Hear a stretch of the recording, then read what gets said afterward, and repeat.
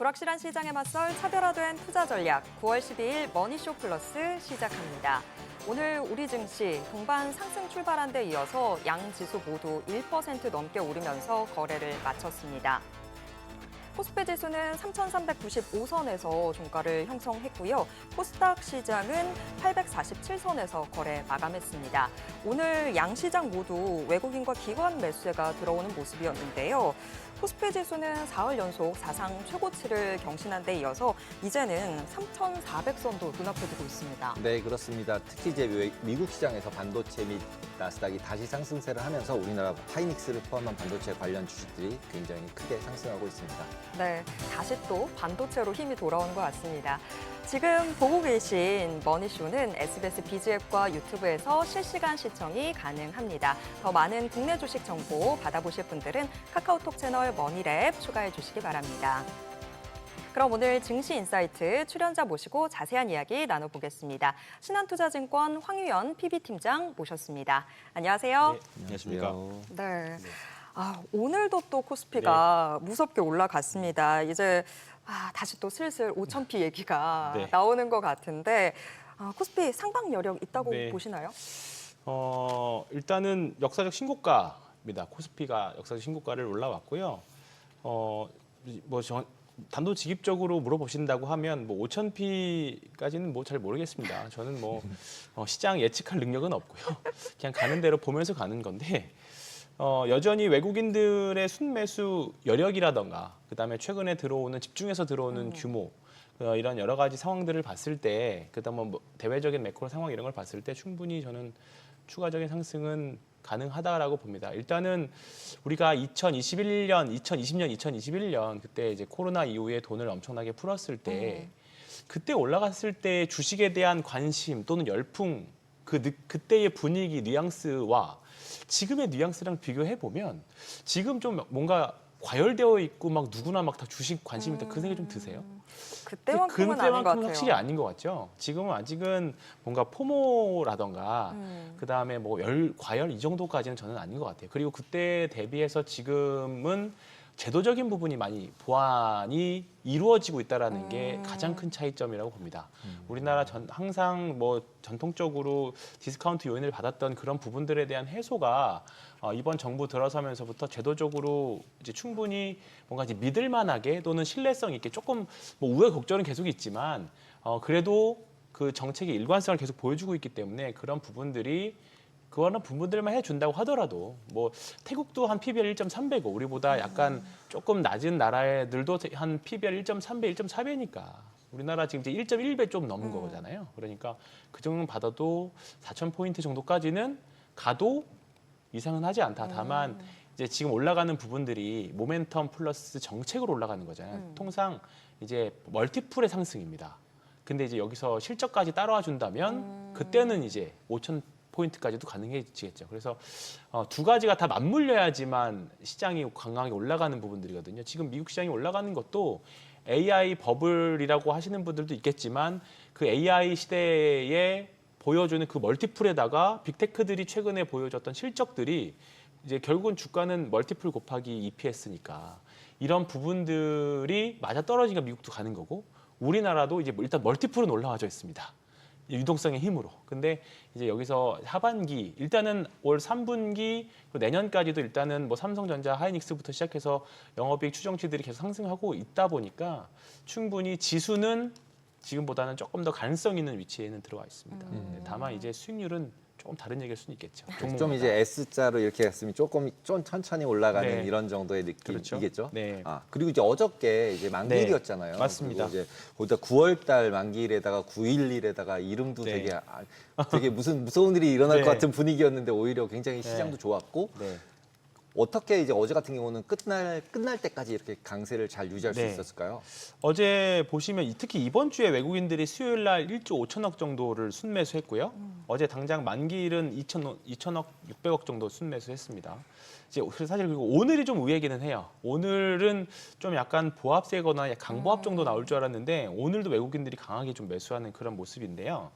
일단은 만기일 통상 보면 그 주간을 보면 이제 외국인들이 결국은 짜여진 판으로 움직임이 있는 편입니다. 근데 그동안 미결제 약정 쌓아졌던 부분들, 그러니까 화요일 날 특히나 급등 나왔던 부분들이 이제 미결제 약정이 해소되면서 미결제 약정이라는 게 이제 선물을 팔았던 것든 사놨던 것든 이제 그걸 해소하는 과정인데 그거를 이제 팔았던 걸 해소하면서 소위 말해서 쉽게 얘기하면 숏커버가 좀 세게 나왔죠. 그러면서 강하게 들어온 모습이었고 근데 선물만 들어왔으면 분명히 오늘 빠졌을 거라고 봅니다. 근데 현물이 따라 들어왔잖아요, 세게. 그러면서 이번 주 주간 만기는 굉장히 강한 모습이었고요.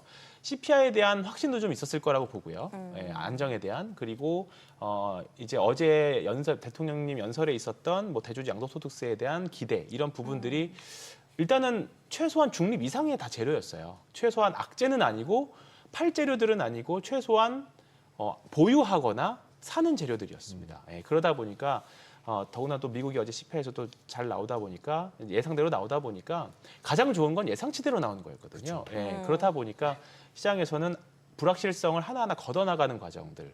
그러니까 8월 말 9월 달 들어서면서부터 빅테크들의 실적, 그다음에 뭐 졸츠 보고서, 실업률, 그다음에 CPI까지 하나둘씩 산을 계속 매주마다 하나씩 넘어왔잖아요. 근데 그것들을 어떻게 보면 참 교묘하게 딱 그 투자자들이 원하는 만큼 그 이상 그 이하도 아닌 만큼만 계속 지금 밟고 왔어요. 그러다 보니까 시장이 결국 주식시장이 제일 싫어하는 부분이 불확실성이다 보니까 그 부분들이 하나씩 거치고 이제 이 과정을 가져가고 있는 것 같습니다. 그러니까 그 전에 이제 PPI 나왔을 때는 갑자기 빠졌다가 쭉 네. 올리더니 어저께는 또 이제 그러니까 올렸다가 빼더니 네, 맞습니다. 어저께 CPI 때는 이제 내렸다가 완전히 급하게 그쵸. 내려갔다가 네. 확 올리더라고요. 네. 근데 실제로 그 고용 지표 나오는 거에서 끝까지 좋은 걸 찾아내더라고요. 네, 맞습니다. 그죠? 텍사스 네. 한 주만 나빴기 때문에 네. 나쁜 게 아니야. 맞습니다. 지금도 그렇습니다. 지금은 네. 되게 좋은 쪽을 보려고 해석을 네. 하고 있는 거라고 해석할 필요는 없어요. 저는 진짜 좋은 일단 건가요? 돈이 많다 보니까 네. 시장은 그런 것 같아요. 그러니까 시장이 좋을 때는 좋은 쪽으로만 해석하는 것 같고, 그러니까 지금 어떻게 보면 뭐 닭이 먼저냐 달걀이 먼저냐일 수 있는데 시장에 돈이 많고 뭔가를 사야 될 만한 돈들이 많이 있다 보니까 계속 좋은 쪽으로만 해석하는 것 같고, 그러니까 약세장일 때는 조금 좋은 지표가 나오더라도 안 좋은 거 그 집어 꺼내가지고 악재로 해석하는 거잖아요. 그것만큼 지금은 그만큼 지금 시장이 강하다라는 걸로 인식을 하시는 게 좋을 것 같고요. 일단 지금은 주식시장 뭐 파티는 아직 끝나지 않았다 또는 뭐 버블 뭐 파티장에서 춤을 추더라도 파티장 입구에서 춤춰라 그 말씀도 많이들 하시지만 어쨌든 이 파티장 안에 있어야 되는 건 맞는 것 같습니다. 네. 어차피 CPI 이야기 나왔으니까. 근데 예상치에는 부합하다고는 네. 하지만 전월 대비 이제 상승폭이 조금 네. 가팔라진 건 맞잖아요. 네, 네, 네. 그 부분은 저희가 크게 포인트 네. 안 둬도 될까요? 월간 부분에 있어서는 지금 다들 시장에서는 무시하는 것 같고요. 연간 단위로는 예상치대로 나오고 일단 잡아가고 있다. 일단은 물가가 안정이 되어가고 있고 금리를 급격하게 최소한 올리진 않아도 된다는 되는 것 같아요. 그렇다 보니까 시장에서는 금리 인하 확률이 이번에 거의 이제 100%인 거거든요. 뭐 오히려 25bp 인하 확률이 한 97 정도 되는 것 같고 50bp 확률이 좀 나오면서 합쳐서 네. 100이니까 어쨌든 내리는 거는 맞는 것 같습니다. 그래서 일단 CPI라는 고개는 넣은 것 같고요.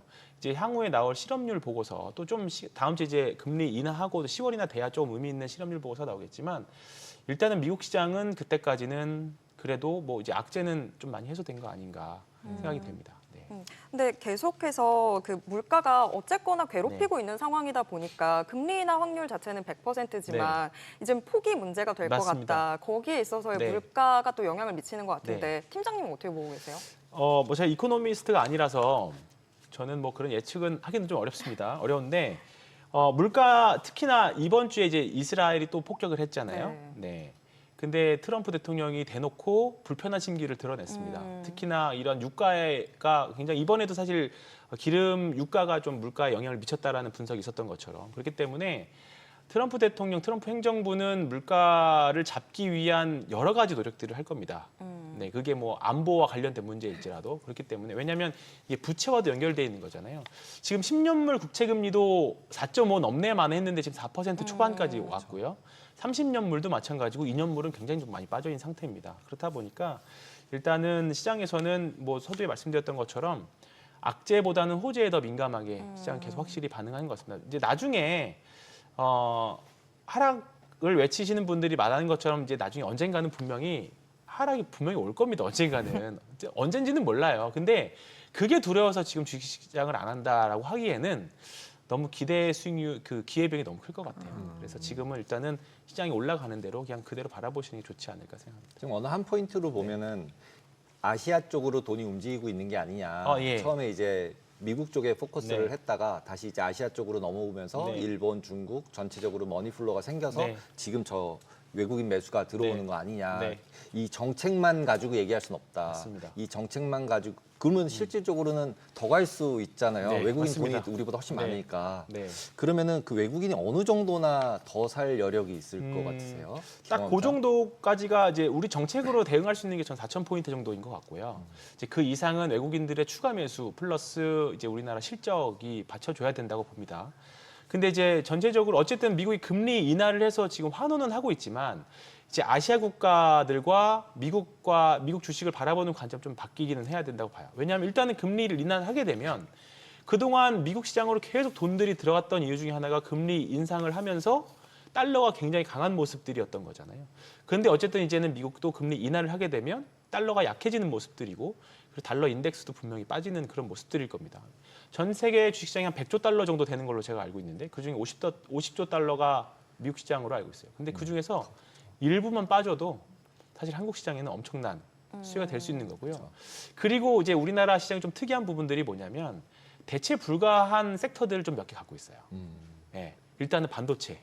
예, 반도체 뭐 지금 당장 마이크론도 방금 나온 기사들 보면 가격 인상하겠다라는 기사 나왔거든요. 근데 하이닉스보다 조금 더 아래라고 평가받는 마이크론이 가격을 인상할 정도면 하이닉스는 당연히 그런 부분들이겠죠. 아마 9월 달, 10월 달이면 엔비디아 공급에 대한 이슈가 분명히 좀 나올 거라고 보고요. 이런 부분들이 오늘 시장에서 충분히 앞으로 반영될 것 같다. 더군다나 삼성전자도 뭐 1년 정도 끌고 갔지만 그 어느 때보다도 이제 공급에 대한 이슈 또는 그 열망이 되게 목에 차 있는 시점이잖아요. 나온다라고 하면 사실 지금보다 한 10에서 한 20% 정도는 충분히 업사이드는 보이는 시점입니다. 왜냐하면 뭐 사실 레거시가 압도적으로 하이닉스와 삼성전자가 잘하지만 영업이익률을 크게 높여주는 거는 결국은 HBM 쪽이잖아요. 근데 삼성전자 거기다가 HBM까지 붙어준다면 한 단계 분명히 업그레이드가 될 수 있겠죠. 뭐 반도체야 뭐 많이들 아시겠지만 또 아까 말씀드렸던 것처럼 우리나라만 잘하는 게 조선. 사실 전 세계에서 조선 대체제는 이제 우리나라밖에 없습니다. 그러니까 일본에도 조선사들이 있고 중국에도 있지만 중국은 자체적으로 해결하는 거고 어떻게 보면 국내 업체나 마찬가지예요. 내수 업체나 마찬가지입니다. 일본은 조선사들이 있긴 합니다만 최근에 일본의 조선사들 주가도 좋아요. 근데 잘 실적을 까보면 조선사보다는 플랜트라든가 다른 사업 영역으로 수익을 많이 내고 있거든요. 결국은 전 세계에서 이번에 마스가 프로젝트도 그렇고 전 세계에서 뭔가 상선, LNG선, 특수선 이런 거를 만들어서 전 세계 공급할 수 있는 나라가 어떻게 보면 우리나라밖에 없는 거죠. 뭐 유럽에 LVMH 그룹 있었던 명품이 한때 유명해서 그쪽만 돈이 몰렸었던 것처럼 조선도 마찬가지인 거죠. 그리고 최근에 이제 우리나라 캐대언으로 인해서 많이 올라가는 것처럼 뭐 우리나라 K컬처와 관련된 상품들 이런 섹터들은 전 세계에서 사실 우리나라밖에 외국인들이 찾아볼 수 없는 섹터입니다. 더군다나 이거를 좀 외국인들 입장 수급 조금 약간 디테일하게 미국 예를 들어서 미국의 한 사모펀드가 지금 사실 미국에서도 보면 어제야 뭐 중성주들 많이 올랐지만 어쩔 수 없이 지금은 미국의 AI 빅테크들을 많이 담아놨을 거 아니에요. 그러면 사모펀드들 입장에서도 포트폴리오나라던가 분산 투자를 해야 되는데 그러면 다른 나라들로 관심을 둘러본다라고 하면 사실 대체제를 할 만한 게 뭔가 압도적인 성장률을 보여주면서 시대 정신을 보여줄 수 있는 섹터를 보여줄 수 있는 게 뭐 대만의 TSMC라던가 우리나라의 방금 말씀드렸던 조선이라던가 K컬처라던가 이런 쪽이라는 거죠. 그래서 충분히 이런 쪽이 시장을 이끌어갈 수 있는 쪽까지의 엄청난 큰 섹터는 아니지만 수익률 싸움에서는 충분히 좋은 섹터는 앞으로도 될 수 있을 거다 그렇게 생각하고 있습니다. 저희가 잠깐 정책 얘기 잠깐 했었는데 이제 주가 조작하면 폐가망신 네. 시키겠다. 네. 그리고 실제 우리나라 이제 경제 사범들에 대한 처벌이 네, 너무 약하죠. 낮아서 네. 약해서 실질적으로 오히려 주식 시장 자체에 대한 불신이 너무 커진 거잖아요. 네. 그러니까 그냥 미국 거 하자 뭐 네. 이런 얘기 나오는 거고 네. 이 부분이 실제로 주식 시장에는 긍정적인 요인이겠죠? 저는 이 부분이 예전에는 사실 우리나라 어떤 뭐 실적 발표를 한다던가 뭔가 바이오 기업이 뭐 라이센스 아웃을 한다던가 좋은 공시를 내면 그때 훅 빠지고 막 그런 케이스들이 굉장히 많았잖아요. 근데 확실히 올해 들어서는 그런 부분들이 좀 많이 감소되기는 했습니다. 이게 개인 투자자들이 워낙에 좀 스터디들을 많이 해서 기업에 대한 이해도라던가 이런 부분이 많이 높아진 부분들도 있겠지만 일단은 그런 아까 말씀드렸던 뭐 정책적인 부분들이 확실히 많이 보완된 부분들이 좀 있다라고 봐요. 그래서 이제 앞으로 이런 것에 대한 약간 뭐라 그럴까요? 그 시범 케이스들이 좀 있다면 더 투자자들은 더 확신하겠죠. 그래서 다른 정부 비교했을 때 이번 정부가 증시와 관련된 제도나 정책에 있어서 굉장히 빠르게 시장 친화적으로 올라온 부분들이 있기 때문에 아직 뭐 이런 부분들이 신뢰를 완전히 100% 회복한다라고 보기에는 이르지만 어쨌든 보여주는 부분 속도가 빨라서 시장에서는 먼저 선제적으로 받아들이고 있는 것 같습니다. 네.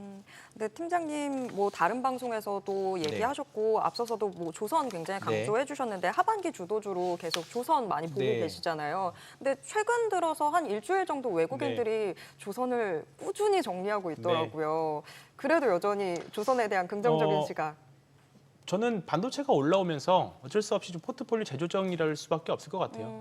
조선주는 올 하반기뿐만 아니라 내년까지도 저는 문제 없다라고 봅니다. 그래서 조선주 같은 경우에는 정말 오랜만에 큰 장이 온 거라고 보거든요.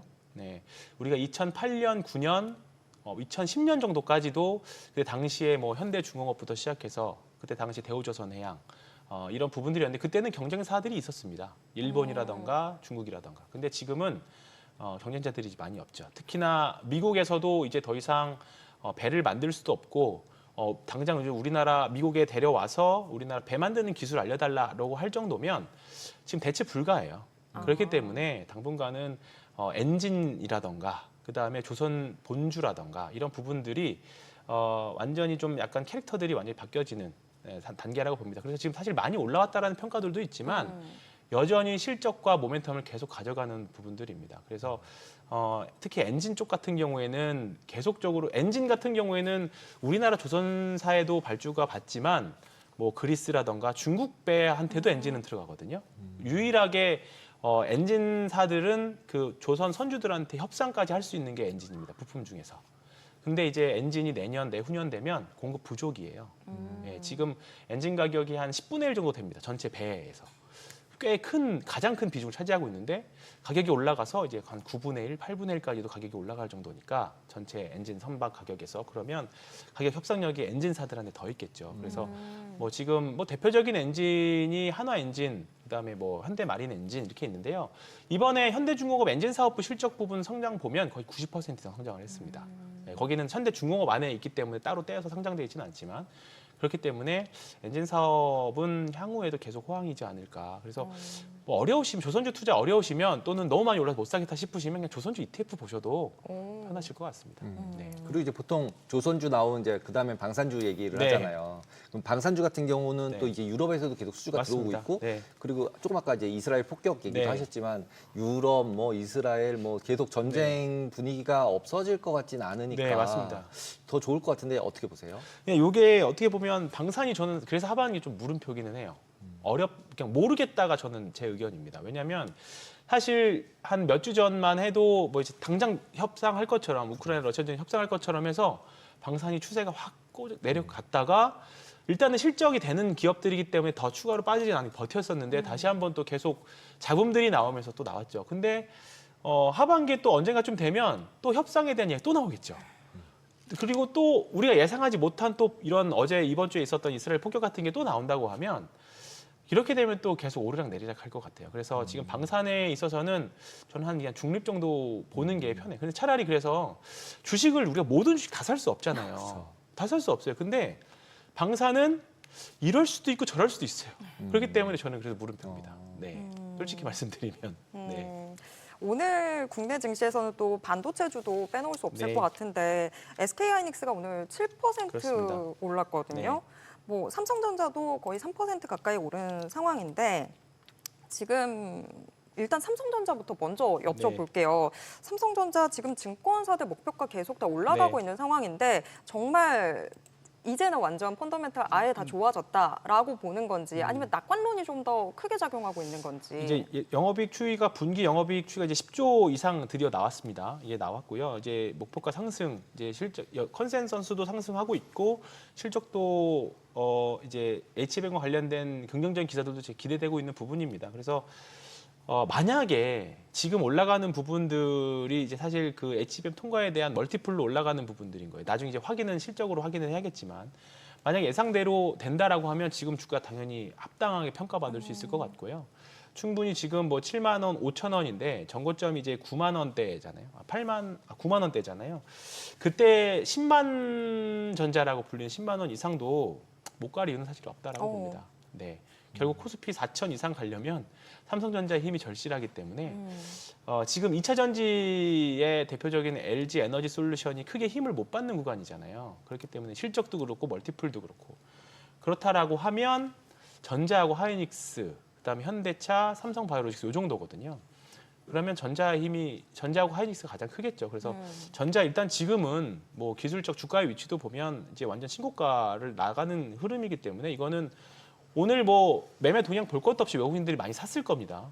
그렇다는 거는 외국인들은 일단은 한국이라는 나라를 산다. 뭐 처음에 미국에서 돈이 빠져나와서 다른 나라로 갔을 때 이제 그 하나의 대체제, 하나의 포트폴리오를 한국이라는 나라가 들어가 있다면 삼성전자가 HBM을 사고 그 통과 여부 상관없이 실적 여부와 상관없이 삼성전자를 사게 되어 있을 거예요. 네, 근데 여기에다가 HBM까지 붙어준다라고 하면 더 왜 한국에 대한 비중이 더 높아지겠죠. 그럼 당연히 삼성전자가 1순위겠죠. 그렇기 때문에 그러면 하이닉스와도 같이 가는 건데 지금 이번에 엔비디아가 발표한 그 인프라 그 컨센서스에서 보면 더 높은 사양에 지금 HBM 요구하고 있거든요.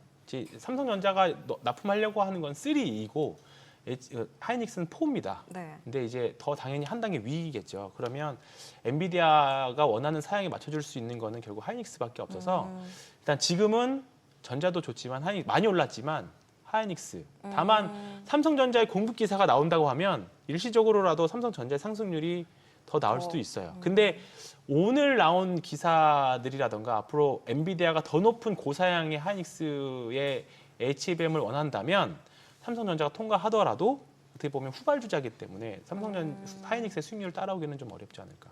그래서 일단 지금은 반도체에서는 하이닉스와 하이닉스 밸류체인을 보시는 게 센 주식이 시장 주도주이지 않을까 저는 생각합니다. 네. 그리고 지금 미국 시장에서도 네. 결국 데이터 센터 관련돼 있고 그 네. 데이터 센터랑 관련돼 있는 전력주들까지 네. 같이 해서 움직이고 있잖아요. 네. 그래서 우리나라도 AI 산업 관련해서 꼭 우리는 이제 어쨌든 이제 엔비디아 같은 회사는 없으니까 뭔가 거기서 지금 하이닉스가 계속 연결이 돼 있는 그렇죠. 거잖아요. 그래서 미국에서 AI 간다 그러면 무조건 하이닉스 따라가잖아요. 네. 그러면 지금 현재 상태에서 그런 전력 부분 관련해서는 어떤 이제 그러니까 어떤 종목들이 더 포커스를 받을 수 있는 건가요? 우리나라에서만. 일단은 전력기기들이 원가가 철강이 한 40% 정도 되는 걸로 알고 있습니다. 근데 철강이 올해 상반기부터 관세를 먼저 맞아서 이제 원가 부담이 있었어요. 그래서 주가 흐름을 보면 1분기, 2분기 주가가 굉장히 안 좋았었습니다.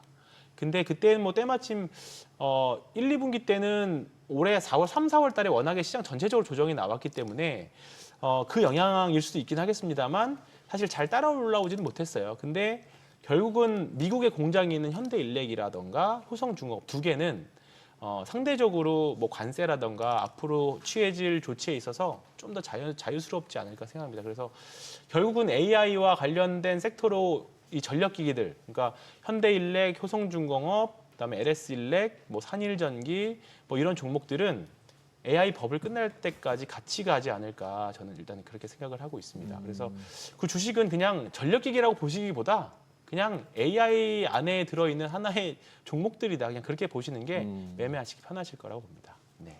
그러고 난 다음에 보면은 이제 네. 오늘 같은 경우도 이제 농심 뭐 네. 이런 식품료들 굉장히 네, 네, 좋았는데 예, 어떻게 보세요? 계속적으로 이제 식음료는 좋을까요? 사실 농심 오늘 이번에 올라가는 거는 사실 한 몇 주 전에 나왔던 내용이긴 했었어요. 그리고 삼양식품의 불닭볶음면으로 삼양식품이 올라갈 때만 하더라도 농심을 보자고 하시는 분들도 굉장히 많았었고 근데 주가가 굉장히 좀 지지부진하다가 이번에 어떤 그런 뭐 이제 사실 어제 올라갔던 거는 뭐 이제 K-팝 데몬헌터스와 콜라보 한다고 하는 기사 나오면서 주가가 폭발적으로 올라간 거였거든요. 그래서 조금 의외긴 합니다만 그래도 아직까지는 삼양식품의 불닭볶음면의 아성을 뛰어넘기는 저는 힘들다고 봅니다. 그래서 일단 단기적으로 농심이 많이 올라서 다행이고요. 두 회사가 K컬처를 묶어서 가는 거는 맞아요. 예, 두 개는 맞고 그리고 멀티플 자체가 내수에 근데 사실 라면의 원래 글로벌화 원조는 신라면이었잖아요. 예. 근데 이제 어떻게 보면 이제 뒤늦게 터진 거다라고 보시면 돼서 농심도 이제부터는 더 공부를 많이 해봐야겠죠. 사실 아직까지는 눈으로 보면서도 이게 왜 약간 머릿속으로 받아들이지 못하고 있습니다. 몰라 주가는 이렇게 많이 올라갈 일인가 싶어서. 근데 일단은 삼양식품이 대장 역할은 아직은 맞는 것 같고요. 농심이 일단 뭐 주가가 올랐으니까 주가가 정답이겠죠. 그래서 일단 보면서 앞으로 향후에 우리나라 식료품 그 위에 밑에도 또 많이 있잖아요. 이렇게 되면 다음 주에 뭐 김밥이라던가 뭐 만두라던가 이런 것도 충분히 가능성 있는 구간이 펼쳐졌거든요. K 소비재. 네, 그래서 화장품이라던가 이런 부분을 다음 주에 한번 기대해 보시면 좋을 것 같습니다. 근데 지금 엔터나 이런 뭐 화장품도 캐대언으로 갑자기 K 네. 뭐가 붙으면 다 인기가 되긴 했는데 우리가 원래 좀 많이 네. 주력 시장으로 삼았던 게 또 중국이었는데 지금 또 한알령 해제 기대감은 네. 다시 쏙 내려간 내려갔죠. 상황이거든요. 네. 그것까지 다 종합적으로 살펴보면 엔터나 화장품은 네. 마이너스 요인이 더 큰 맞습니다. 거 아닌가요?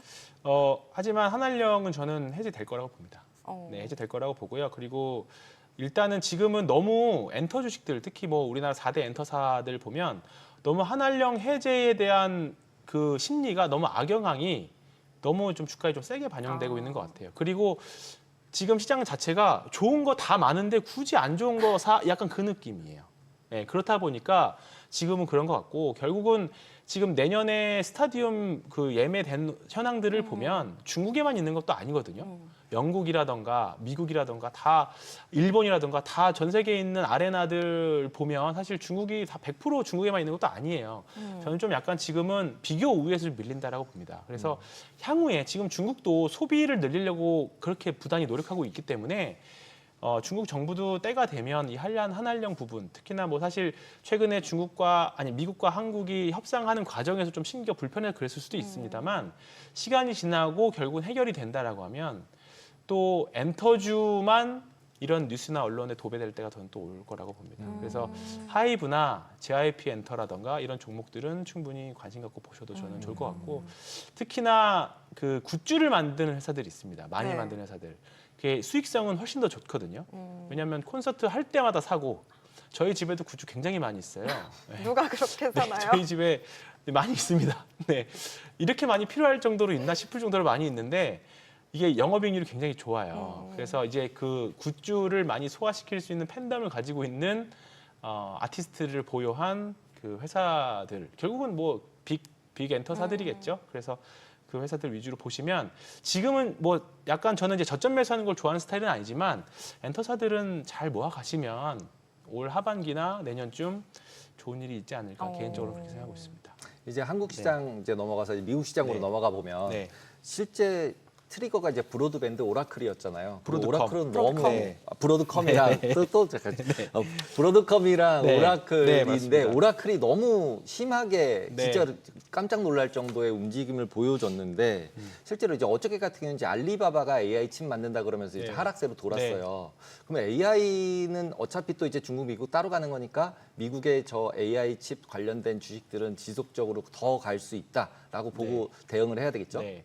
일단은 엔비디아도 좋지만 사실 엔비디아 어제 많이 오르진 않았잖아요. 그렇죠. 그리고 이번 주에 뭐 특별히 애플도 엔비디아가 안 오르진 오르고, 않았어요. 이제 확실히 시장은 AI직 칩으로 넘어가는 것 같습니다. 결국 피지컬 AI로 가기 위해서 그동안 많이 해왔던 학습, AI 학습과 이런 칩들을 이용해서 최근에 보면 너무 비싸지니까 이런 AI 클라우드 센터, 데이터 센터 빌려주는 뭐 네비우스 그룹이라던가 네. 뭐 코어위브라던가 이런 쪽이 더 주가 상승이 더 훨씬 더 크잖아요. 이제는 각 기업들마다 우리만의 AI 칩이 필요한 시대가 된 것 같습니다. 그래서 저는 브로드컴 같은 회사가 올해는 조금 더 팔란티어나 소프트웨어 관련 회사들이 훨씬 더 향후에는 수익률로는 더 좋지 않을까. 물론 엔비디아가 주가가 이제 박살나기 시작하면 모든 게 다 박살 날 겁니다. 근데 수익률 측면에서는 소프트웨어, AI 이제 그 피지컬 AI 쪽으로 가는 우리나라도 설계해주는 회사들 그런 쪽이 좀 더 좋지 않을까 그 생각하고요. 이런 부분에서 기회를 요인을 찾고 있는 게 사실 삼성 파운드리인 거죠. 이번에 계속 고전을 했다가 어쨌든 가격이 어쩐지는 모르지만 테슬라와 애플에서 수주를 받았잖아요. 이제 이 레퍼런스를 바탕으로 전 세계 많은 기업들한테 된다라고 하면 삼성전자가 지금 7만 원, 8만 원대 주가가 굉장히 싸져 있을 때도 분명히 올 거라고 봅니다. 물론 앞으로 파운드리가 잘 된다는 전제 조건이 붙어야 되지만 TSMC도 그거 하나로 지금 이렇게 된 거잖아요. 그런 것처럼 삼성도 분골쇄신 했을 거라고 봅니다. 그래서 한번 기대를 해봐야죠. 네. 머스크가 도와주니까 되지 않을까요? 네, 저도 저 그 말씀 여기까지 나왔었는데 네, 말씀하셔서 네. 네, 테슬라 같은 경우도 어저께 갑자기 급등했잖아요. 네. 그러면 이 급등 근데 이유를 못 찾겠더라고요. 네, 특별한 맞습니다. 이유가 있나요? 뭐 인센티브 패키지와 관련해서는 한번 시장에 반영됐던 부분들도 큰다고 보고요. 어제 생각이 들었던 거는 어제 금리 인하에 대한 확신이 더 서지면서 중소형주들, 기술 성장주들이 많이 올랐어요. 기존의 빅테크들 대비해서 테슬라가 어제 많이 올랐다는 거는 어제 다른 로봇 주식들도 많이 올랐거든요. 그러니까 뭐 다른 미국의 중소형 로봇 주식들도 테슬라는 이제 점점 전기차 회사에서 신성장 회사, 특히 로봇이나 자율주행을 바라보는 또는 우주항공을 바라보는 그런 회사로 이제 바뀌는 것 같습니다. 그래서 단순하게 이제 전기차가 많이 팔린다고 해서 주가가 이제 크게 올라가지는 않을 것 같고요. 물론 그쪽에서 돈을 이제 벌어준 캐시카우 역할은 하겠지만 지금부터는 로봇이나 자율주행에 더 민감하게 봐야 되지 않을까 생각하고 있습니다. 정말 이제 대변혁의 시대인 것 같아요. 뭐 반도체주도 저희가 조금 전에 이야기를 나눴었는데 미증시에서 반도체 AI주들 강했었는데 제가 여쭤보고 싶었던 게 있었거든요. 네. 오픈도어가 지금 CEO 변경되면서 또 엄청 급등했었잖아요. 근데 그걸 가지고 정말 미래 기대감이 있다라고 보는 쪽도 있지만 그런데 기대감만 있어서 되냐? 그렇죠. 펀더멘탈은 아직도 네. 그대로인데 뭐 맞습니다. 여러 가지 이야기들 많았거든요. 팀장님 어떻게 보셨어요? 지금 미국도 중소형주들이 이제 난립을 하기 시작하는 거면 이제 왜냐하면 이게 빅테크들이 수급이 다 차니까 결국은 성장주들 다른 룸이 있는 쪽으로 돈들이 이제 내려가고 있는 거거든요. 뭐 사실 이런 거를 보고 주가에 거의 다 왔구나 그렇게 생각하실 수도 있는데 아직은 금리 인하에 대한 여력도 충분히 있는 거 아직은 이제 시작이잖아요. 금리 인하. 아직은 뭐 앞으로 한 3번, 4번 정도 더 여력이 있기 때문에 이렇게 된다라고 하면 지금 사실 뭐 과거의 경험들로 비춰봤을 때 지금이 버블이네 아니네라는 의심들이 있는 거잖아요. 그럴 때 사실 버블이 아닌 경우가 더 많았어요. 다 이게 미래다, 이게 현실이다 받아들일 때 뭔가 지금 상황이 당연하다라고 했을 때가 그때 버블이거든요.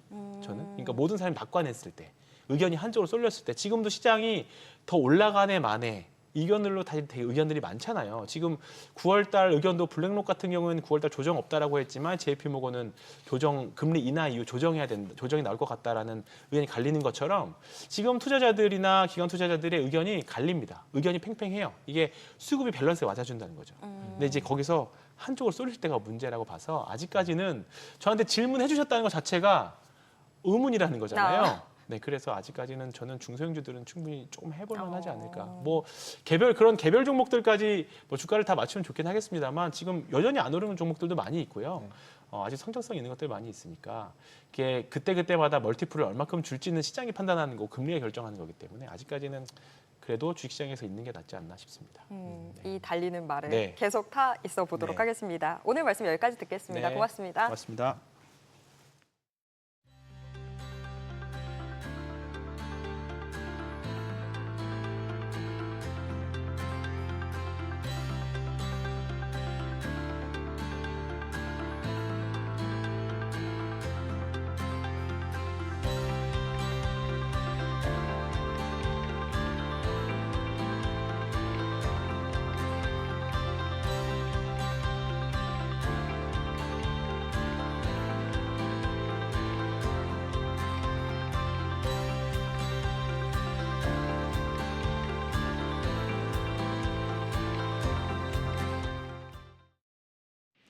오늘장 특징주부터 뉴욕 증시 리포트까지 정리해드립니다.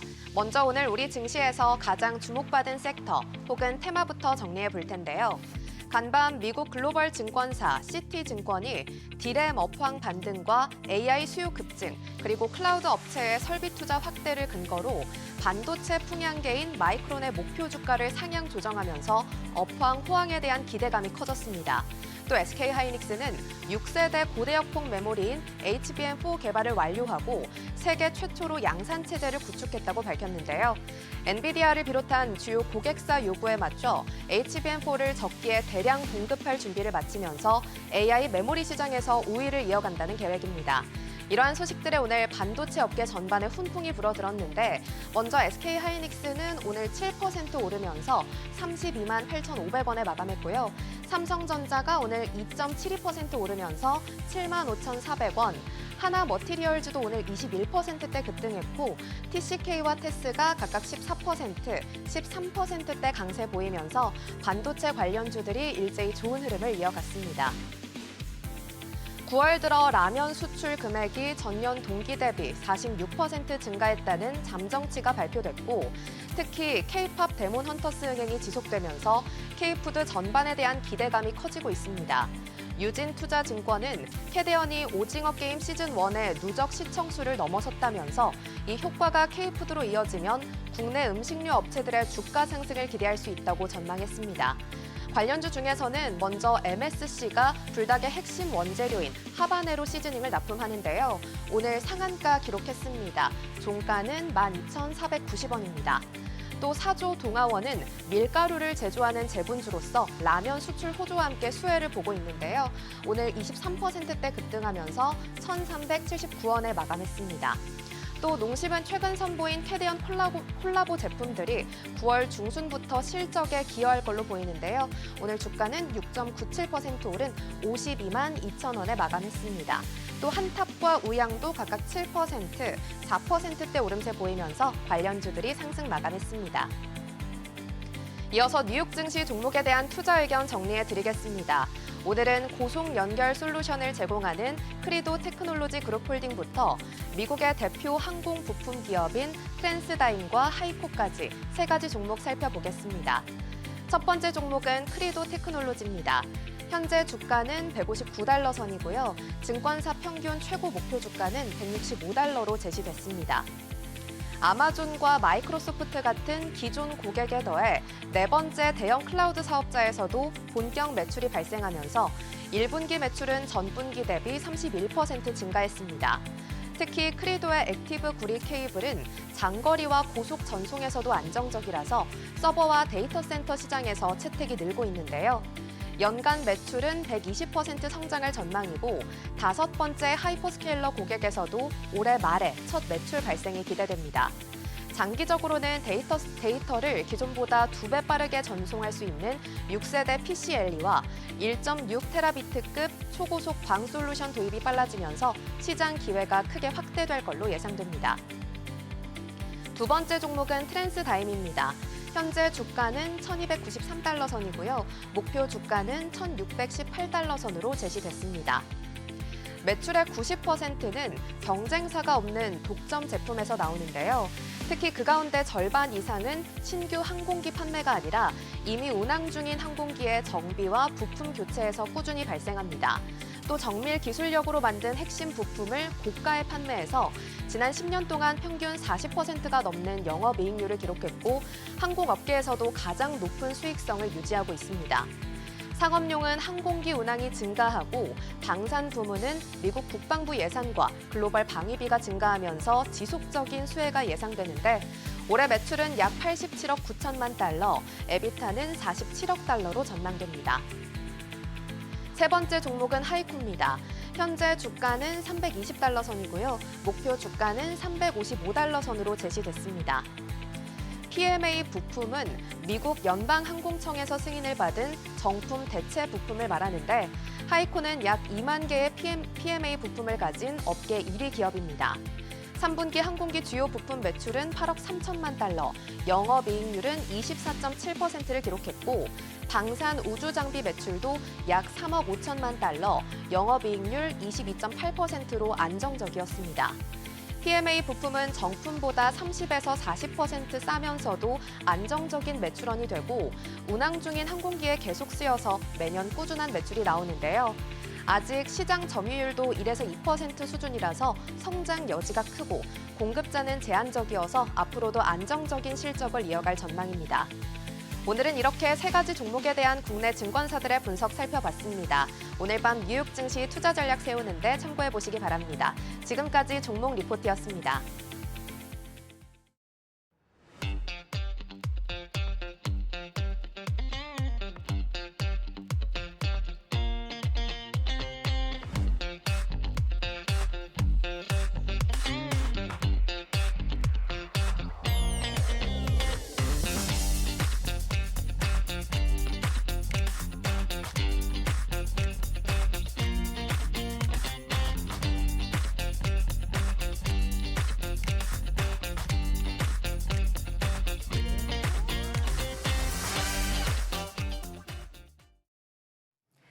개인 투자자가 국내 증시에 투자하면 개미, 뉴욕 증시에 투자하면 서학개미, 중국 증시에 투자하면 중학개미라고 하지 않습니까? 그런데 최근 월남개미도 급증했다고 해요.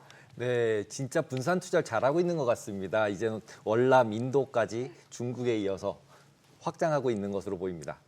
네, 특히 올해 베트남 호치민 증권거래소가 FTSE 신흥국 지수 편입에 다시 한번 도전한다고 하는데요. 어떤 상황인지 또 주목할 점은 무엇인지 짚어보겠습니다. 하나증권 김근아 연구원 모셨습니다. 안녕하세요. 네, 안녕하세요. 네, 우선 최근 베트남 증시 상황부터 좀 짚어볼게요. 베트남 VN 지수 최근에 좀 어떤 흐름 보였을까요?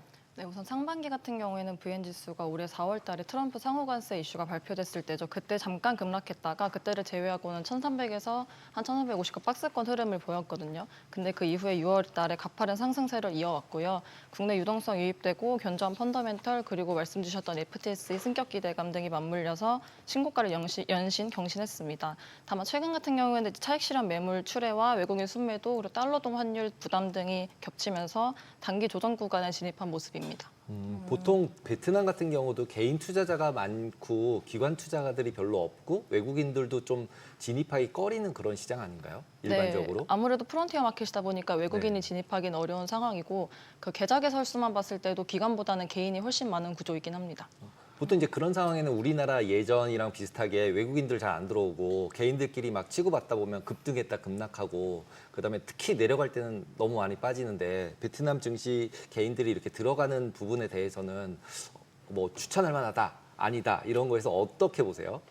근데 베트남 같은 경우에는 그러니까 절대적인 계좌 개설 수만 봤을 때는 개인이 훨씬 많긴 한데 이 거래량이랑 거래 대금까지 같이 보면 외국인 비중도 꽤 무시할 수가 없거든요. 그래서 신흥국 특성상 베트남도 역시나 외국인의 그동안은 좀 매수랑 매도의 영향을 많이 받았었다 보니까 좀 외국인에 의해서 좀 좌지우지되는 경향이 조금 더 많았던 패턴이 있었습니다. 그럼 우리나라처럼 베트남도 외국인들 매수 그러면 따라가고 막 이런 현상들이 있는 건가요? 네, 원래는 그랬었는데 7월부터는 개인이 훨씬 더 많아졌다라고 보여지고 있어서 7월 달에 이후에는 8월 달부터 외국인 조금 많이 빠졌는데 그럼에도 불구하고 지수 계속 상승을 했거든요. 그거는 개인들이 뒷받침했다라고 보고 있습니다.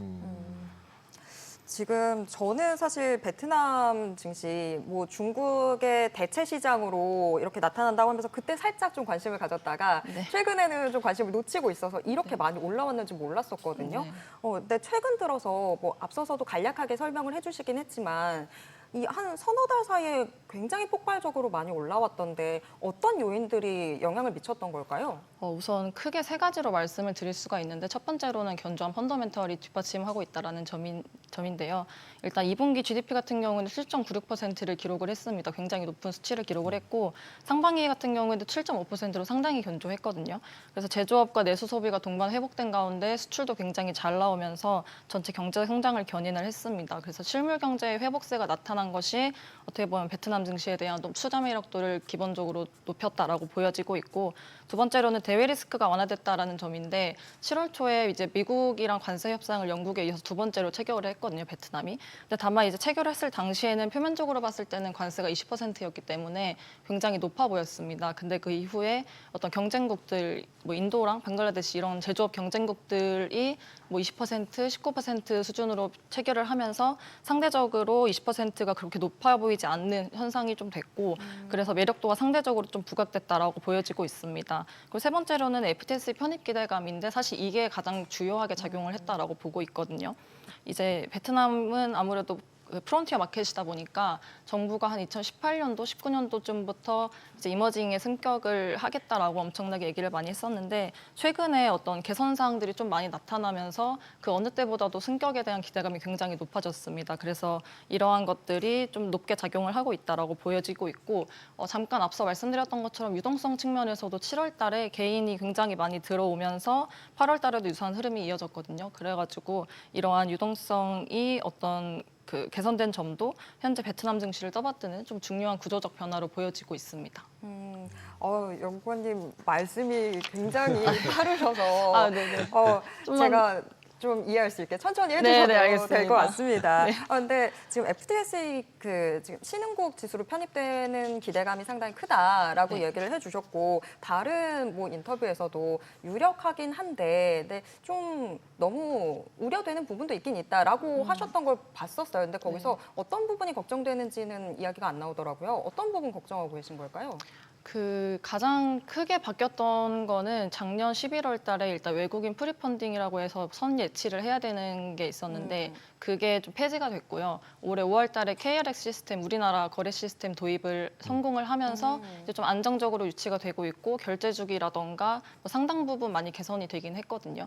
다만 이제 그래서 FTS에서 요구하는 조건들의 대부분을 현재 갖춰놓은 상황이기는 한데 FTS에서는 또한 시스템의 안정성도 굉장히 중요하게 판단을 하더라고요. 그래서 저희가 그 추석 연휴인 10월 7일 날 이제 승격 발표가 될 예정이거든요. 근데 10월 7일 기준으로 해서 한 5개월도 채 안 돼서 시스템 안정성이 확인이 안 되는 상황이기 때문에 뭔가 FTS에서는 시스템 안정성을 조금 더 확인을 해야 된다라는 이유를 들어서 아무래도 이번에도 뭐 유보를 할 수 있지 않을까라는 걱정도 있기는 합니다.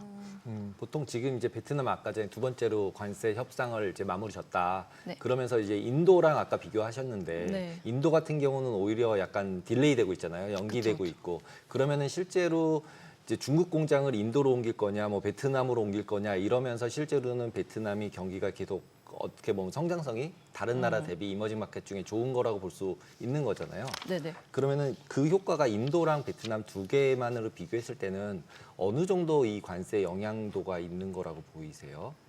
사실은 원래는 미국이랑 조금 더 친밀한 관계를 맺고 있는 국가가 어디냐라고 놓고 봤을 때는 인도였기 때문에 저희도 상반기에 하반기 전망을 했을 때는 아무래도 인도가 관세 협상을 조금 더 우호적으로 타결할 확률이 높아서 베트남보다는 아무래도 제조업을 인도로 조금 더 옮기는 움직임들이 나타나지 않을까에 대한 기대감이 굉장히 높았거든요. 근데 이제 지금 인도는 50% 결국 관세를 좀 유지가 되고 있고 베트남 같은 경우는 20% 관세밖에 부과가 되지 않고 있기 때문에 그런 부분에 있어서는 사실 노동집약적 제조업 같은 경우에는 인도로 제조업을 옮길 요인이 굉장히 없어졌다라고 볼 수가 있는 거죠. 근데 다만 이제 사실 첨단 제조업 같은 경우에는 뭐 전자제품이라든지 뭐 그런 핸드폰 같은 고부가가치 제조업 같은 경우에는 사실 인도도 큰 영향이 없다고 보여지는 게 사실 미국이 전자제품이랑 의약품에 대한 관세를 면제를 하면서 인도 같은 경우에도 그런 게 리스크가 없긴 하거든요. 그래서 고부가가치 제조업 같은 경우에는 베트남이랑 인도 현재 그냥 정상 수준으로 유지가 될 것 같고 노동집약적 제조업 같은 경우에는 아무래도 베트남이 인도보다는 조금 더 유리한 상황이 나타날 수는 있을 것 같습니다. 근데 베트남이 지금 상호 관세 자체는 20%로 4월보다는 낮아졌지만 네. 환적 상품에 대한 관세는 40%로 사실 여전히 좀 높은 상황이잖아요. 그런 부분들이 베트남 경제에 영향을 미치고 있지는 않나요? 사실 저희도 처음에 우려했던 부분이 베트남이 대미 수출이 굉장히 급증하게 된 배경이 사실 팬데믹과 중국의 어떤 우회 수출이 급증한 데 맞물려 가지고 대미 수출이 굉장히 급증을 했었거든요. 그래서 말씀 주신 것처럼 환적 상품에 대한 관세를 높여버릴 경우에는 아무래도 중국의 우회 수출을 받던 물량을 그만큼 못 받게 되니까 대미 수출이 감소해서 결국에는 이제 경제 전반적으로 악영향이 있지 않을까라고 걱정을 했었는데 사실상 이게 그 원산지 증빙이나 환적 경로에 대한 추적이 어렵다고 하더라고요. 그리고 베트남 내 가공무역 형태로의 수출은 또 이게 막고 있지 않기 때문에 사실상 40%의 환적 상품에 대한 관세 실효성은 거의 없다라고 보여지고 있습니다. 그래서 사실 그러한 부분은 걱정하고 있지는 않아요. 그리고 이제 우리나라랑 특히 이제 베트남이랑은 좀 친하잖아요. 아까 네. 말씀하신 것처럼 거래소 시스템도 한국 거래소 거 가져가서 깔고 네. 그다음에 이제 베트남 사람들이 한국 사람을 되게 좋아하는 면도 있고 그다음에 어떤 관광지도 저희가 되게 많이 가고 네. 이런 과정에서 실제로 우리나라의 뭐 이제 베트남 관련해서 이제 수혜를 보거나 아니면 수혜를 주거나 이런 파트들은 없나요? 베트남 측면의 말씀이신가요? 네, 베트남 측면에서 봤을 때. 지난달 11일에 그 또람 당 서기장이 한국을 방문을 했습니다. 서기장이 방문한 거는 거의 11년 만인데요. 네, 그래서 양국이 정상회담을 가졌는데 우선 단순히 그러니까 교역을 확대하기로 합의를 한 데 이어서 저희가 베트남의 어떤 실질적인 이익을 좀 기대할 수 있는 부분이 원전이랑 철도라고 보고 있거든요. 우선 원전 같은 경우에는 베트남의 전력 수요가 매년 12% 정도 증가하고 있습니다. 그래서 산업 생산이랑 실질 GDP 성장률 모두 크게 상회하고 있는 수준이어가지고 매년 전력난에 대한 고민이 굉장히 있을 수밖에 없는 상황이어서 베트남도 원래는 이제 원전을 추진하려고 했었다가 원전을 중단을 했었거든요. 근데 이제 전력난에 대한 우려들이 있다 보니까 원전을 최근에 재가동을 결정을 했고 이번에 이제 우리나라랑 원전에 대한 협력도 얘기를 하면서 어떤 2030년 완공을 목표로 해서 우리나라랑 협력을 조금 더 늘려갈 수 있는 여지를 높였습니다. 그래서 결국에는 전력 공급 안정성을 확보하는 데 조금 중요한 전환점이 될 수 있다라고 보고 있습니다. 그리고 두 번째로는 철도인데요. 사실 베트남 같은 경우에는 현재 아세안의 물류 허브로 부상을 하고 있긴 한데 철도 인프라 활용 비중이 굉장히 미미합니다. 0.2%밖에 안 돼가지고 근데 다만 이제 철도 인프라는 적시성, 효율성 측면에서 굉장히 뛰어나다고 알려져 있고 국경 간의 물류량이 굉장히 높아지고 있기 때문에 그 국경 간 물류를 할 때는 무엇보다도 철도 인프라 활용성이 굉장히 높다고 해요. 그래가지고 현재 철도 인프라를 좀 많이 구축하려고 하는 상황인데 이번에 한국과도 철도 측면에서 협력을 하겠다고 언급을 했거든요. 그래서 한국과 협력을 많이 할 경우에는 이제 철도 인프라의 현대화를 통해서 물류 효율성을 좀 개선할 것으로 기대가 되고 있습니다. 그러니까 얼마 전에 현대로템도 그 베트남 철도 인프라 사업에 관심을 좀 보여서 관련해가지고 저도 열심히 팔로우업을 하고 있습니다.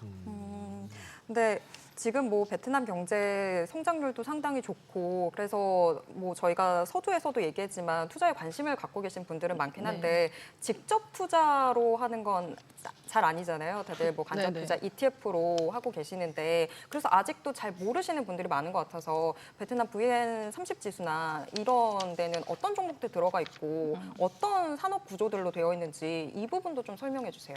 네, VN30 지수 같은 경우에는 호치민 증권거래소에 상장된 종목들 중에 거래량과 유동 주식 수 그리고 시가총액들을 고려해서 선정한 대표적인 30개 기업이고요. 아무래도 시가총액 가정 방식으로 구성한 지수이고 정기 리뷰를 반기마다 진행을 합니다. 그래서 그때 단일 종목 10%, 특수관계 있는 그룹 15% 상한 비중을 두고 있고요. 현 시점에서는 섹터별로는 아무래도 베트남이 전체 시총을 봤을 때 은행이랑 금융주가 좀 크다 보니까 VN30 지수에서도 은행이랑 금융주가 43%, 그리고 부동산 18%, 그리고 소재랑 필수 소비재가 각각 11%, 9%로 되어 있습니다. 그리고 기업별로 보면은 모두도 아시는 빈그룹이 있고요. 철강그룹인 호아팟, 그리고 IT 기업인 FPT, 그리고 소비재 기업인 마산그룹 대표적인 기업들이 좀 구성이 되어 있습니다. 그럼 이제 투자하려고 그러면은 상장돼 있는 ETF가 몇 개 정도나 있어요, 우리나라에? 제가 사실 ETF 같은 경우에는 제가 숫자를 확인해 보지 않았는데 보통. 아마 지금 한국투자증 신탁. 거기 자산운용에서 하는 거. ETF가 주로 메인인 것으로 메인이구나. 알고 있습니다. 네. 그럼 우리나라에서는 투자하겠다, 베트남에 투자하고 싶다 그러면 그 ETF를 사는 거 말고는 다른 방법은 없는 건가요? 그 ETF 말고는 사실 펀드가 있고요. 네. 그 외에 직접 투자를 하시겠다라고 하면 그건 아직까지 조금은 어려우십니다. 어렵고. 네네. 한 가지 더 제가 여쭤보고 싶었던 게 있긴 있었어요. 베트남 경제 계속해서 좋고 특히나 제조업이 참 좋다라고 이야기는 들었는데 분명히 7월까지 아세안 국가들 사이에서 제조업 PMI가 1등이 베트남이었던 걸로 알고 있는데 8월에 갑자기 5위로 4개 단위나 밀리더라고요. 8월에 대체 무슨 일이 있었던 건지. 일단 제조업 PMI 같은 경우에는 저희가 예상하는 바로는 일단 베트남이 2분기까지 수출이 굉장히 잘 나왔고 제조업도 굉장히 좋았거든요. 근데 그 이유가 일단 관세가 적용되기 이전에 이제 외부에서 수출 물량을 미리 프론트로딩 출하를 통해서 이제 미리 좀 당겨온 부분 때문에 제조업이랑 수출 모두 잘 나왔다고 보고 있고 아무래도 미리 제조업을 열심히 가동을 해서 당겨왔기 때문에 8월 달에는 그거에 비해서는 조금 둔화될 수밖에 없었다라고 판단을 하고 있습니다. 그럼 그 부분은 크게 걱정할 것까지는 아니었겠네요. 사실 조금 더 지켜봐야 될 것 같긴 한데 일단 8월 달에 잠깐 둔화됐다라는 것만으로는 제조업이나 수출이 둔화됐다라고 단정을 지어서 말씀을 드리기가 조금 어려운 부분이 있어서 한 9월에서 10월 이후까지 지켜봐야 될 것 같습니다. 그러면은 지금 우리나라 아까 전에 로템 얘기하셨는데 현대 로템 같은 경우 팔로우업을 하시면 어떤 거를 팔로우업을 하시는 거예요? 이렇게 로템이 나가는 거를 어떤 도움을 주시는 거예요? 아니면은 예를 들자면 뭐 약간 이제 리서치를 해주시거나 이러실 것 같은데.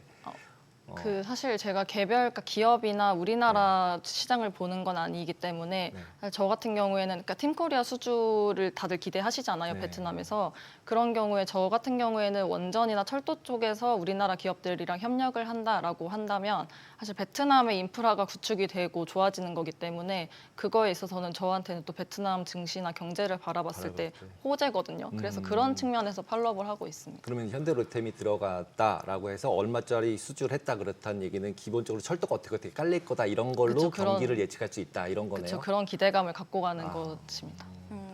지금 베트남 증시 저희가 이야기했을 때 가장 큰 상승 동력은 FTSE 지금 신흥국 지수에 편입되느냐 마느냐 이거라고 했고 단기간에 너무 많이 올라왔기 때문에 조정에 대한 우려도 있긴 있거든요. 그 부분은 어떻게 보실까요? 아무래도 FTSE에 대한 반영 기대감이 이미 선반영이 된 상태이기 때문에 현재 당장으로서는 추가 상승 동력은 조금 부족한 상황이긴 합니다. 그래서 조정 국면에 들어가 있는 거라고 판단을 하고 있고 다만 이제 저희가 현재 시점에서 단기적으로 가장 큰 변수는 FTSE 편입 기대감이라고 보고 있는데 말씀드렸던 것처럼 10월 초에 결정이 나기 때문에 만약에 편입에 성공할 경우에는 이게 그 자금 비중을 따져봤을 때 한 5억 달러 정도의 패시브 자금이 유입될 것으로 보고 있거든요. 그럼 일단 유동성 측면에서 증시가 한 번 더 상승을 할 수 있는 동력을 얻는 거니까 그러한 그 편입 여부를 조금 주의 깊게 보고 있습니다. 다만 이제 편입에 실패한다고 한다면 아무래도 실망감이 작용을 하면서 증시가 더 하락할 가능성도 저희가 열어둘 필요는 있을 것 같습니다. 네, 오늘 말씀 여기까지 듣도록 하겠습니다. 고맙습니다. 감사합니다.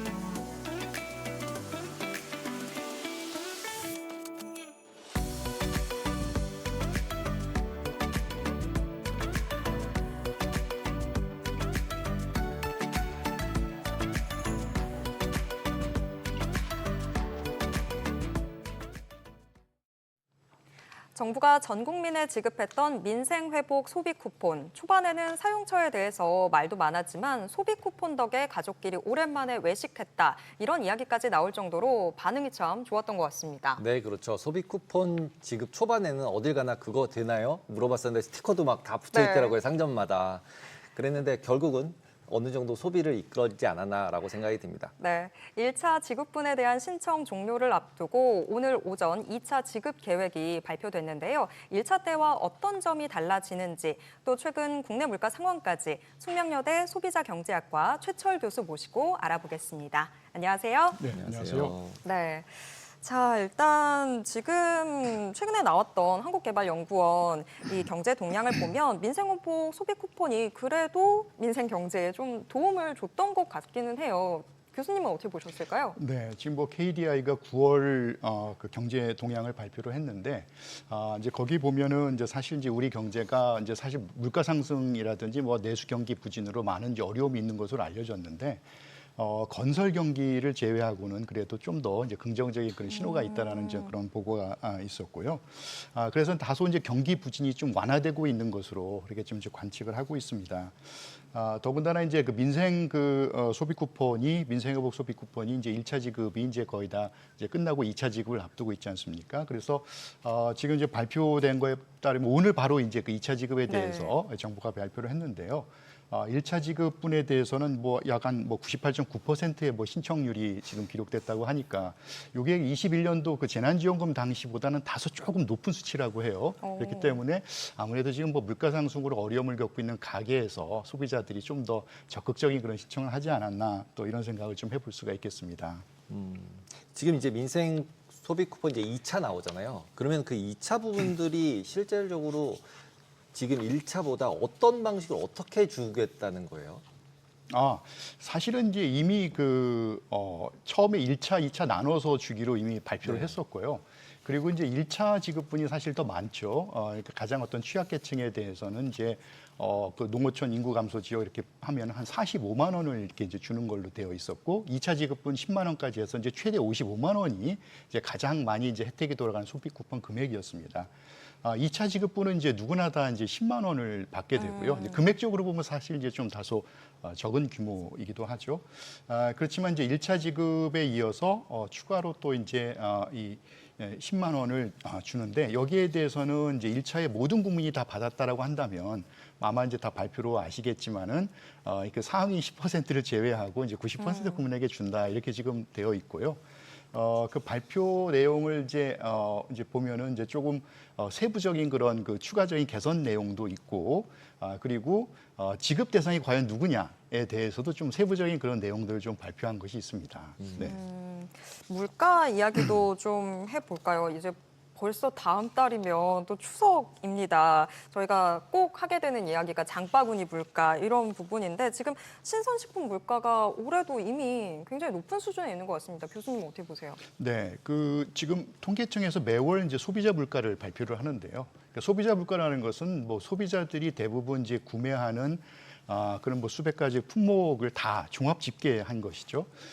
그래서 전체 소비자 물가 지수는 그래도 조금 이게 그 상승폭이 이제 점점 둔화되는 그런 추세이고요. 그래서 가장 최근에 발표된 8월에 보면은 이제 전년 동월 대비 1.7% 소비자 물가 상승률을 이제 보였습니다. 근데 조금 이제 우려되는 대목은 그래도 소비자들이 어떻게 보면 좀 생활 가운데 좀 필수 품목이라고 할 수 있는 또 생활 물가 지수라든지 아니면 또 이 농수산품 같은 경우에 여전히 이제 그 가격의 좀 그 상승폭이 좀 계속 이어지고 있거든요. 농축수산물 같은 경우는 사실은 전년 동월 대비 4.8%를 기록했으니까 사실은 전체적인 물가에 비해서 상당히 좀 비싼 걸로 이렇게 지금 나타나고 있는 것이죠. 그리고 이제 추석을 곧 앞두고 있기 때문에 정부에서는 이제 평상시에 어떤 추석에 수요가 급증하는 그런 시기이니만큼 이제 물가 안정을 위해서 또 총력을 다해 왔는데 그간의 물가 상승이 계속 부담이 되었고 또 소비 쿠폰이 지급됐음에도 불구하고 여전히 지금 이제 추석 대목을 앞두고 이 물가에 대한 이제 그런 어떤 관리 여기에 많이 역점을 두고 있는 그런 모습들이 보이고 있습니다. 조금 아까 저희가 이제 2차 쿠폰 얘기했었잖아요. 예. 근데 이제 2차 같은 경우 아까 90%라고 얘기하셨는데 네. 그 90%를 준다는 얘기 그 10%가 내가 들어갔는지 안 들어갔는지가 제일 그렇죠. 저는 그냥 궁금하거든요. 예, 맞습니다. 그럼 못 받으면 나는 10% 안에 있는 사람이야. 뭐 이렇게 자부심으로 그냥 떼워야 되는 건가요? 그렇죠. 사실은 이 부분에 대해서도 그 선정 기준을 처음에 당초 이제 그 예고했던 거에서 또 이렇게 시뮬레이션 같은 걸 해보고 또 좀 심혈을 좀 기울여서 오늘 이제 발표를 한 것으로 보입니다. 일단은 그 6월 18일 가구를 기준으로 하는데요. 그 6월 18일 기준으로 주민등록상 되어 있는 가구를 이제 한 가구로 이제 보게 되고요. 그리고 우선적으로 그 자산 기준으로 고액 자산가 가구를 좀 배제하도록 그렇게 하고 있습니다. 그래서 이제 그 재산세를 납부할 때 이제 그 보통 부동산 가지고 재산세를 내게 되는데 그게 이제 과세 표준이 12억 원이 넘거나 아니면은 이제 금융소득으로 해서 종합과세되는 게 2천만 원이거든요, 연간. 그 2천만 원이 넘는 가구를 일단 배제하는 것으로. 네, 그 가구는 이제 배제하는 것으로 이렇게 하고 있고요. 그리고 이제 그 나머지에 대해서는 이제 건보료를 기준으로 해서 합니다. 왜냐하면 건보료라든 것이 직장이든 지역가입자든 소득이나 뭐 자산을 소득으로 환산한 금액으로 해서 이제 그 건보료를 산정하기 때문에 그 다음에는 이제 건보료를 해서 이제 지급을 하게 되고요. 근데 여기에 있어서 이제 한 가구를 이제 단위로 보게 되는데 한 가구에 외벌이도 있고 또 이제 뭐 예를 들어서 부부 맞벌이도 있고 이렇게 되거든요. 그래서 다 소득원일 때는 조금 더 그 기준을 좀 완화하는 것으로 이렇게 발표됐습니다. 지금 그 세부적으로 이제 정부의 발표안을 보면 그 외벌이 가구나 다소득원 가구에 대해서 그 가구 원수별로 직장일 때 그리고 이제 그 의료보험 가입이 이제 직장일 때 그다음에 지역일 때 또 혼합일 때 왜냐하면 한 가구에 직장도 있고 또 지역 가입자도 있을 수 있거든요. 그때 기준 금액들을 지금 제시를 했습니다. 그래서 그 기준 금액대로 이제 그 금액이 충족이 되면 그러니까 그 건보료 그 이하 금액이 되면 이제 받을 수 있는 것으로 그럼 10만 원 받는 거예요? 10만 원 받는 겁니다. 예. 그 10만 원은 1차 때 쓰던 데랑 똑같은 데서 다 쓸 수 있는 건가요? 사용처는 거의 뭐 대동소이한데요. 1차 신청 때 조금 그 약간 이제 그래도 이건 좀 불편을 좀 해소해달라는 그런 좀 민원성의 그런 그 의견들이 제기된 게 있었던 것 같습니다. 특히 뭐 이제 군 장병 같은 경우는 주소지가 이제 각 그 이제 그 지금 그 복무하는 곳이 아닐 수 있잖아요. 그래서 그 복무하는 곳을 중심으로 해서도 쓸 수 있도록 그렇게 좀 해줬고요. 그리고 예전에는 이제 그 신청을 이제 할 때 예를 들어서 직접 뭐 실물 카드나 이런 거 신청하라고 주민센터를 방문하면 뭐 신청서를 작성하고 이렇게 좀 절차가 복잡했다고 합니다. 근데 이제는 단지 그냥 신분증만 제시하는 것으로 간편하게 그렇게 제시하고 받을 수 있고요. 그리고 이제 그 농산물 유통을 하는 그 어떤 지역 생활협동조합들이 있어요. 근데 여기는 원래 연매출 30억 원 기준을 적용을 해서 안 됐는데 여기는 아무래도 좀 지역 상생이라든지 어떤 농산물 유통이라든지 이런 측면들을 좀 반영을 해서 여기는 30억 원이 넘어도 그냥 해주는 것으로 이런 식으로 좀 기준을 좀 완화 적용한 것들이 있습니다. 네.